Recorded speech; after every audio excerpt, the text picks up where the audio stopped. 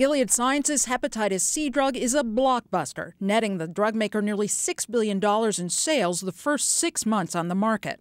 But at $84,000, Sovaldi is causing pain for private insurers and government plans like Medicaid, with millions of Americans estimated to have the virus. There is no question that we simply cannot afford to treat the all 3 million people in this country who have hepatitis C with a drug that costs between $84,000 and $140,000.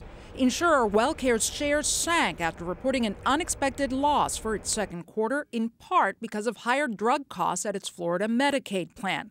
Hepatitis C drugs were a big problem. The insurers will get reimbursed, but the big question is how states will pay for what could be upwards of $55 billion for Hep C drugs in the next few years.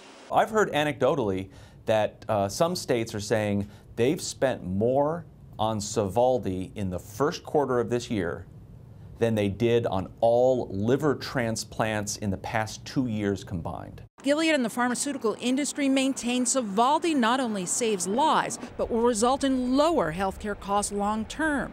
But the near-term sticker shock is fueling the debate about high specialty drug prices and regulation in the U.S., especially since countries with national health plans are being charged less. I think this drug is the edge of the wedge. This is the one that's going to force us to address the question of how much can we afford, how much can we pay, and are we just going to put up with the prices that the providers of drugs or vaccines or devices tell us that we have to pay. As one insurance executive put it, at a time when big pharmaceutical companies are moving their headquarters overseas to save on U.S. taxes, how can they argue that U.S. patients should have to pay more than people in other countries for the same drugs?